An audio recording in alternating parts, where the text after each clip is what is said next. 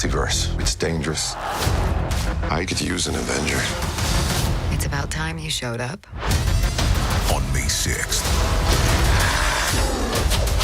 enter a world of strange. Try not to break the multiverse, Steven.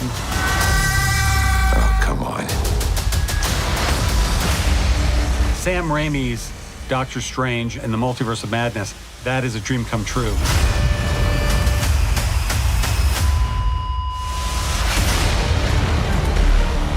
I got a call from my agent saying that Kevin Feige and the Marvel team were looking for a director for the new Doctor Strange movie. And I was a big fan of the first one. It was really intelligent and interesting. So when that offer came in, I thought, this would be a really good challenge.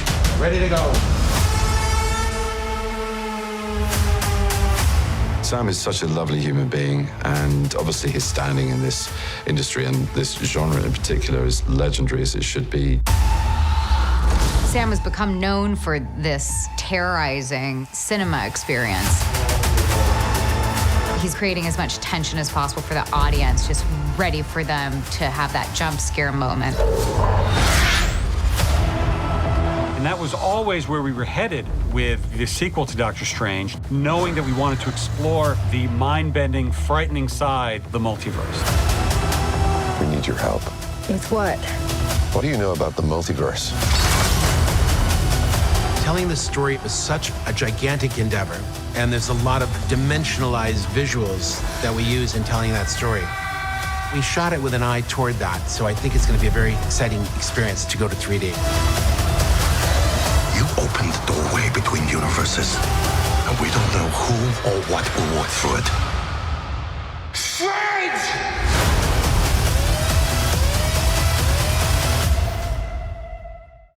Welcome back, everyone. This will be my new Marvel Doctor Strange 2 trailer video. There's a whole bunch of new footage they released. They're also talking a lot about what's going on with Vision inside the MCU, so I'll talk about Vision during this video too. They mentioned him during the previous trailers, and Vision is coming back, but he's White Vision right now, and Doctor Strange trying to use some of the power of the gods that are specific to his comics and the way he uses his powers in the comics. I'll explain how that's all connected to what's happening on Moon Knight and Thor Love and Thunder right now too.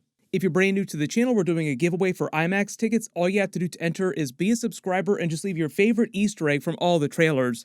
Because the movie is coming out really soon, just a reminder that I will do full videos for everything, Easter eggs, post-credit scene videos, all that stuff when the movie does actually come out. But just starting with the brand new footage first, there's a new scene of what looks like Doctor Strange sitting in a restaurant talking to America Chavez for the first time, talking about the multiverse. Like, it looks like her shorter brown hair. Because he's been having this nightmare about the multiverse and the destruction of the MCU after the events of Spider-Man No Way Home. So he thought that he fixed everything, that Spider-Man helped him break, but turns out things are getting way worse. So the way they're using her in the MCU is saying that she is the only character that they have on hand who can physically travel to alternate universes, and this whole story is about them traveling to other universes. They said that's why this movie is meant to be different from Spider-Man No Way Home. In Spider-Man No Way Home, it was all about characters from the multiverse, like Tobey Maguire, Andrew Garfield's versions of Spider-Man, all the Multiverse Sinister Six characters coming to the MCU. Now it's the reverse, them going to other universes.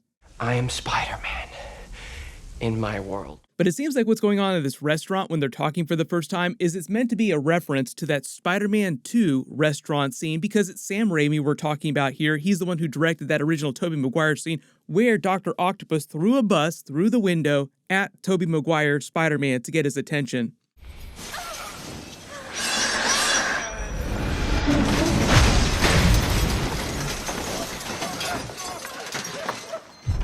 Now it seems like there's a version of that happening inside Doctor Strange 2, except it's Gargantos going crazy in the streets that gets their attention.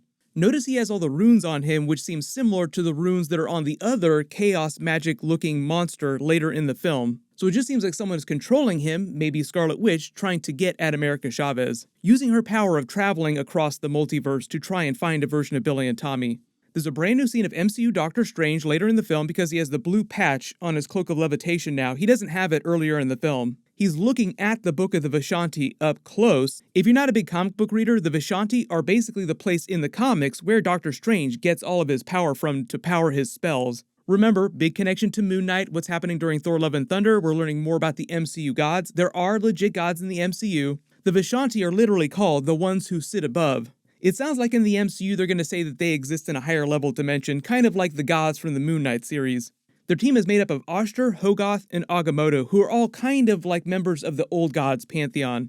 Agamotto is kind of an exception. Like Doctor Strange wears the literal Eye of Agamotto, Agamotto was the original Sorcerer Supreme inside the main MCU dimension. But Agamotto himself is kind of like a Thor-type character, like he was born with god-tier powers. He's the son of the other member of the Vishanti named Oster, who was one of the old gods. So it's like Odin attaining god-level power, then passing that power on biologically to Thor. So when Agamotto was young, he just lived amongst humans, became Sorcerer Supreme, and then eventually he transitioned to a more god-level state, being part of this Vishanti trio. They're meant to be the sworn enemies of really powerful cosmic characters like Dormammu, Shumagorath, Chthon, the Darkhold.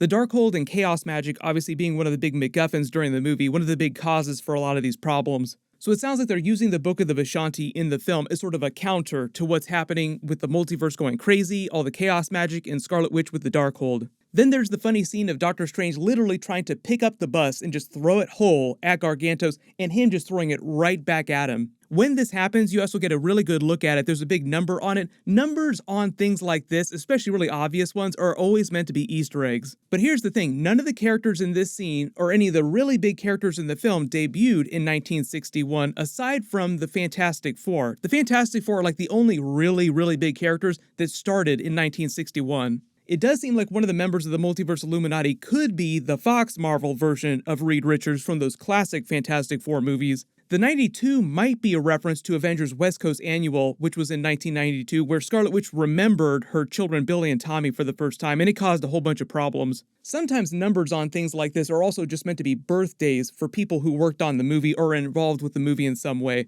So if you think you know what this Easter egg is meant to be, 6192, just write it below in the comments. There's also another joke on the back of the bus too when it's flying at them. The sign reads, "Unlock a better day," right as Gargantos is throwing the entire bus back at them, like, have a better day.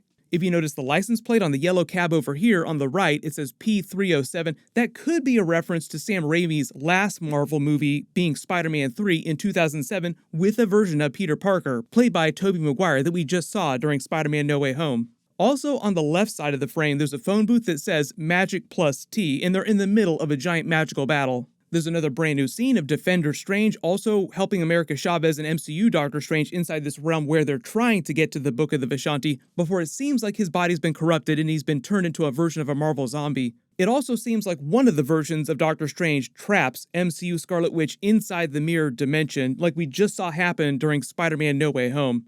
This is also probably one of those scenes just to show you how powerful Scarlet Witch is compared to other Marvel characters. Like, she'll probably break out of this really quickly compared to Doctor Strange during Spider-Man No Way Home. He was trapped in the mirror dimension for a couple hours. She'll probably break right out of it.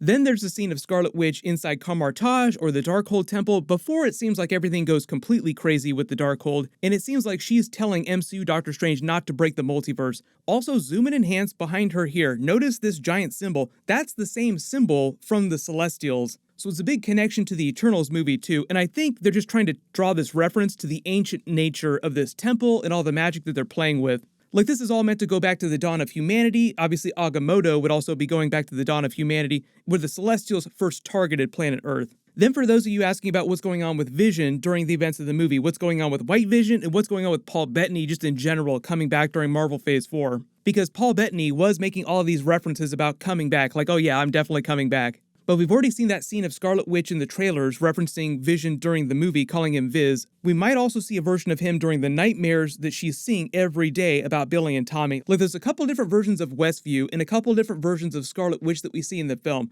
This version of Billy and Tommy that we see seems like it's our MCU Scarlet Witch having nightmares that she's talking about during the trailer. Like, she's seeing visions of Billy and Tommy, but this isn't actually the real version of Billy and Tommy. So because she's hallucinating the events of Westview again, remembering Billy and Tommy, we also might see a version of Vision pop up in those nightmares too.